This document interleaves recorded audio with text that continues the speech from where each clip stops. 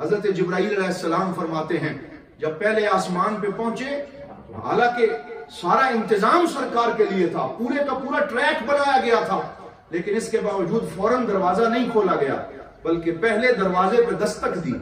پوچھنے والے نے پوچھا کون ہے؟ حضرت جبرائیل امین نے فرمایا میں جبرائیل ہوں۔ پوچھا گیا آپ کے ساتھ کون ہے؟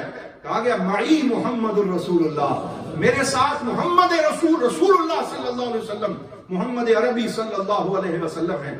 پھر سوال کیا گیا کیا وہ خود آئے ہیں یا آج ان کے لیے دعوت بھیجی گئی ہے؟ حل ارسل لہ، تو حضرت جبرائیل امین نے فرمایا آج یہ مہمان خاص ہیں اور ان کے لیے دعوت بھیجی گئی ہے۔ پھر دروازہ کھولا گیا۔ اس سارے اہتمام کی کیا ضرورت تھی جب اللہ رب العزت کی کائنات ساری کا مالک وہ ہے، یہ سارے راستے اسی کے بنائے ہوئے ہیں۔ پھر روکا گیا، پوچھا گیا، پھر پروٹوکول کے تحت ہر آسمان سے آگے انٹری دی گئی، یہ بتانے کے لیے کہ کائنات کا ایک محکم نظام اللہ رب العزت نے وضع کر رکھا ہے، اور جو بندہ زندگی نظام کے تحت گزارتا ہے وہ کامیاب ہوتا ہے، اور جو بے ہنگم زندگی گزارتا ہے اسے کبھی کامیابی نصیب نہیں ہوتی۔